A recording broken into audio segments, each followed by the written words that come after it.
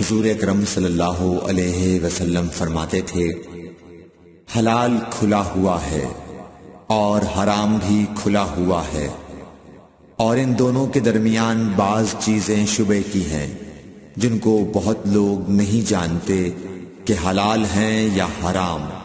پھر جو کوئی شبہ کی چیزوں سے بھی بچ گیا اس نے اپنے دین اور عزت کو بچا لیا، اور جو کوئی ان شبہ کی چیزوں میں پڑ گیا اس کی مثال اس چرواہے کی ہے جو شاہی محفوظ چراگاہ کے آس پاس اپنے جانوروں کو چرائے۔ وہ قریب ہے کہ کبھی اس چراگاہ کے اندر گھس جائے اور شاہی مجرم قرار پائے۔